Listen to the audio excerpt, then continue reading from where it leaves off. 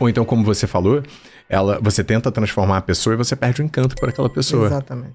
Porque a gente quer uma pessoa única, uma pessoa independente, uma pessoa forte. E uma pessoa que você, de vez em quando, e na relacionamento mais longo, a gente vê isso, que a gente se reapaixona em alguns pequenos momentos que você olha e fala assim, entendo por que lá atrás eu escolhi essa pessoa para estar na minha vida.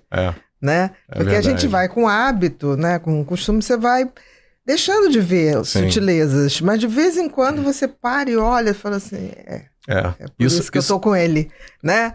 Esse detalhe, assim, como trata uma pessoa, como, sei lá, como faz uma surpresa. Vai São virando os pano de fundo. Os picos, eu digo que um amor bem estruturado, ele tem ainda uns flashes de paixão. Tem. Disso você olhar e falar, nossa, tinha esquecido disso. Não tem aquela montanha-russa da paixão, mas tem flashzinhos, tem picos, assim, né? Com certeza. As ondinhas. Você me fez me lembrar uma coisa que eu acho que foi uma das lições mais importantes como homem que eu aprendi.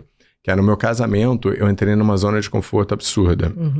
Eu entrei numa zona de conforto porque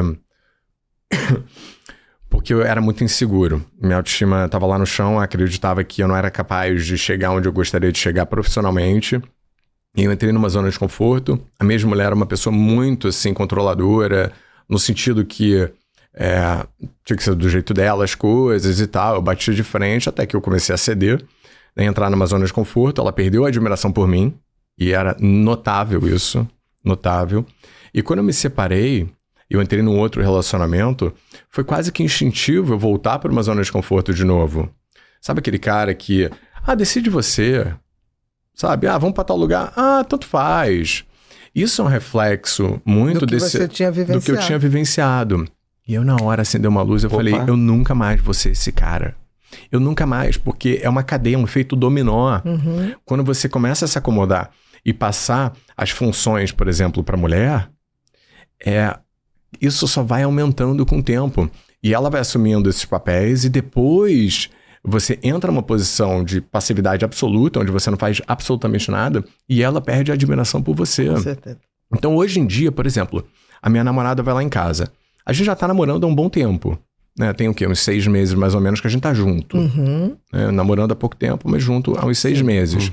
Ela vem pra minha casa, eu boto roupa de sair pra ela ficar na minha casa comigo. Porque eu quero fazer o esforço pra ela ver que tinha no início. Sabe? Que tinha no início. Por que eu vou começar a aparecer de pijama em casa? Não, e o pijamão... Que não é nem um pijama novo. Não é. É aquele que você fica em casa super à vontade. Solteiro. Que tem uns buraquinhos. Exatamente. Né? Porque homens adoram uns troços cheios de buraquinho. Exatamente. E a gente tem que... ter esse zelo, né? Tem que ter esse zelo. Uma coisa que eu escutei, num dos shows... Eu e Ana, a gente estava no show do Fábio de Mello. E ele falou uma coisa assim que me marcou. E eu trago isso para tudo hoje. A gente tem um costume na vida da gente de guardar as nossas melhores louças de casa para um momento especial. E o momento especial é todos os dias. E o que acontece nos relacionamentos é exatamente isso. No primeiro momento, o que me fez o outro se encantar comigo foi o meu jeito de falar, o meu cheiro, a minha roupa. E por que depois que eu passei a namorar, acabou um pouco do jogo da sedução, aí eu tiro. E você me fez lembrar isso agora, né? Todos os dias eu tenho que botar a minha melhor roupa, eu tenho que botar a minha melhor louça, porque a gente não sabe o que é. Todos os dias é um dia especial na vida da gente.